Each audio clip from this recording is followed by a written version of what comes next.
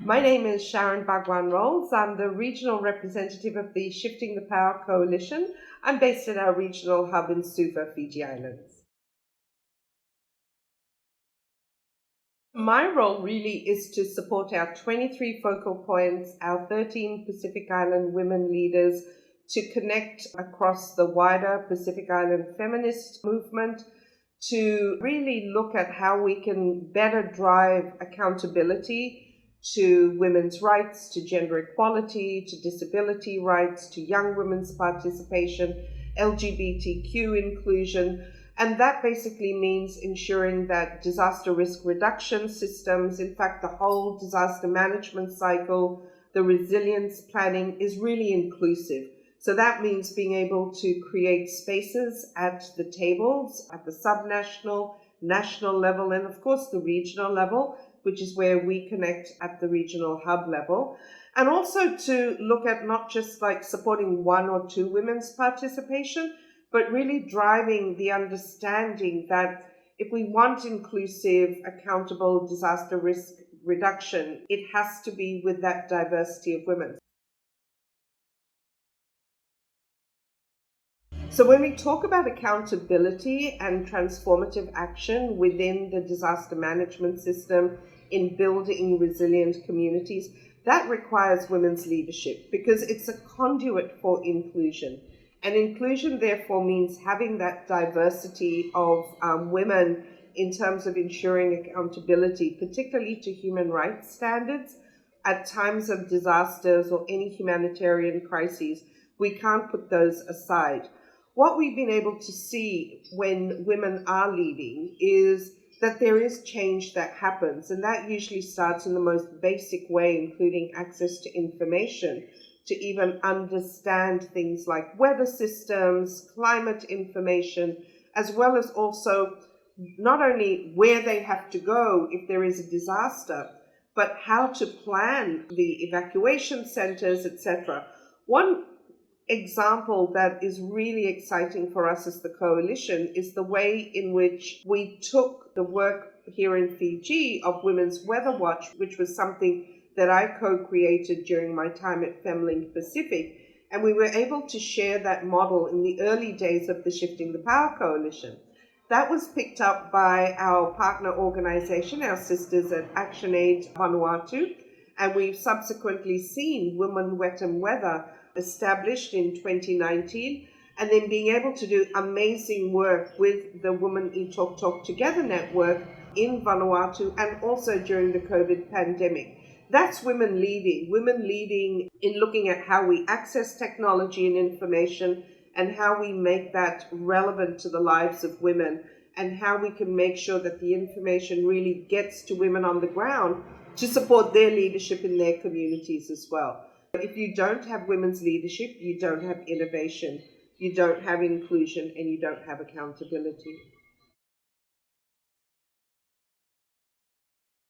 So when I talk about accountability and transformative action, it's really about making sure that at the country level, within our different Pacific Island countries, that the commitments to women's rights, disability rights, inclusion, gender equality are integrated into national action plans. We have regional commitments to women's rights and gender equality, disability rights, but we're not seeing the transformation of commitments into action plans, into the national policies and practice when it comes to disaster management throughout the cycle. So really from the early warning, early preparedness stage to the response and recovery, which is where we can really ensure the resilience building.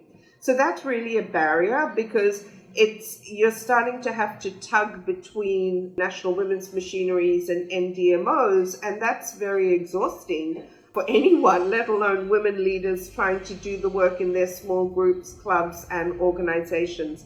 And for young women who are trying to step into leadership roles, and then if you're already marginalized because of your identity or ability, then it's even harder. So that's a critical barrier. So I think one of the things we need for our Pacific Island countries is to really have that opportunity to bring together the commitments. In 2021, we've seen those commitments reflected in the outcomes of the triennial conference.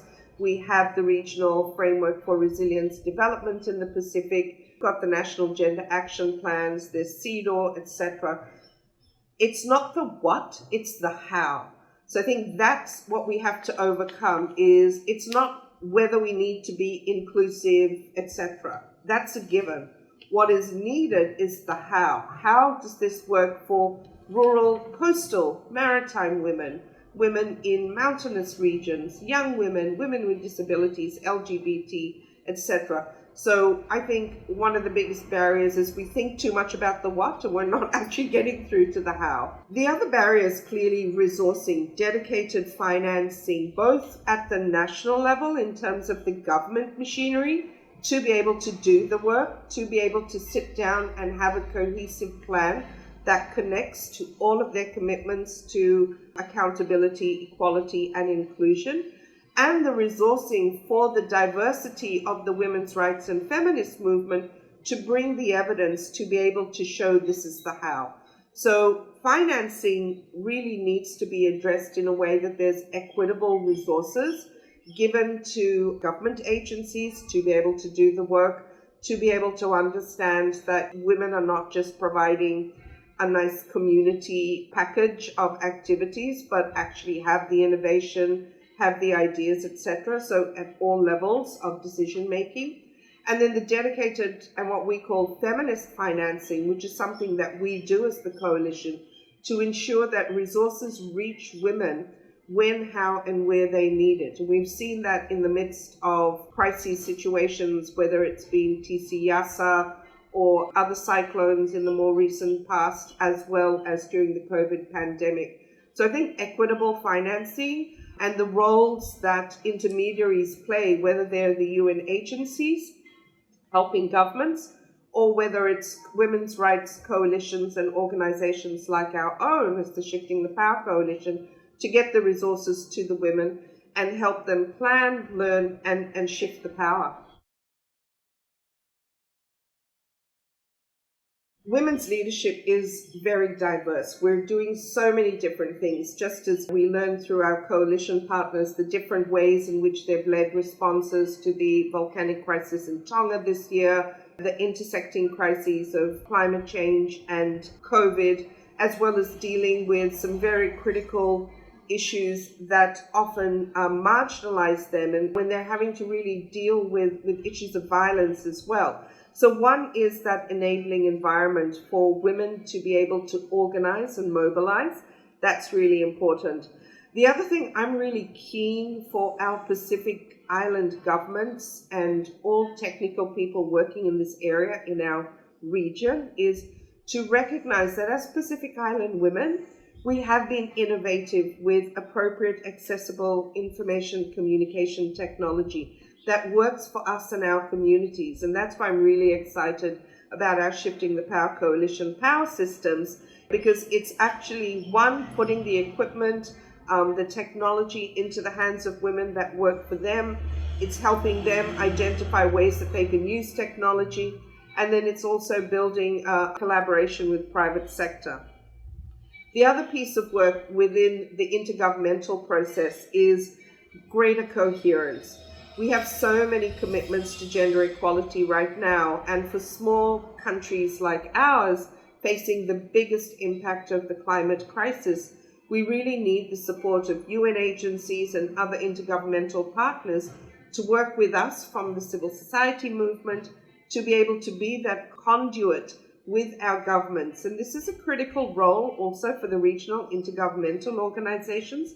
Bring us together. The challenge really is that to have that coherence, we do need to redesign the table so that there is that accountability to women of all diversities, and that we can collectively deal with what we need to be doing, which is this nexus between disaster, climate change, humanitarian action, and peace and security.